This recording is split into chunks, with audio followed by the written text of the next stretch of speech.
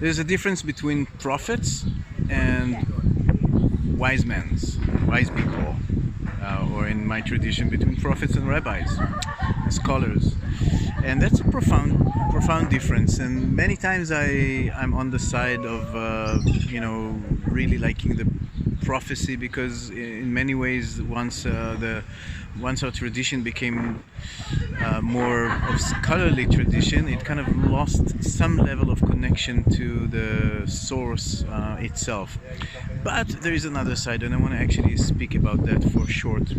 And this is where the prophets and people who are in prophet mode tend to feel like this is the absolute truth and this needs to happen. What they don't see is the gap sometimes between the absolute truth and reality of people. And people are not absolute truth. People are relative. People have issues and dramas and personalities, and which sometimes, many times, really tires the prophet side of us. But because the prophet looks to God, looks to the source, in some ways the prophet is tired of his own personality. But the rabbi role is actually to look how to adjust the ultimate truth to ultimate reality, to people with their issues, with their relativity, with their halfway in, and the time that it takes for them to adjust to truth or to surrender to truth.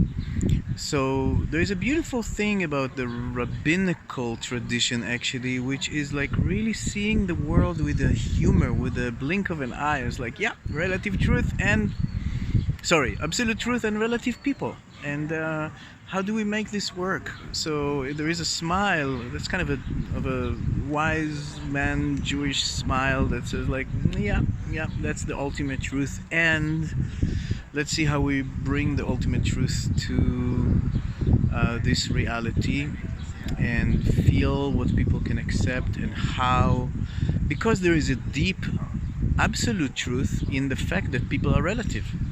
It's like relativity theory of Einstein, who was kind of a Jewish rabbi in some ways, wise man. Relativity is absolute relativity. It's like if God created people and people are relative, so there is this in God too. This reality is not less God than any other reality. This is the appearance of divine, as divine is in human realm. So how do we bring it to this realm with a blink of an eye, with an open heart?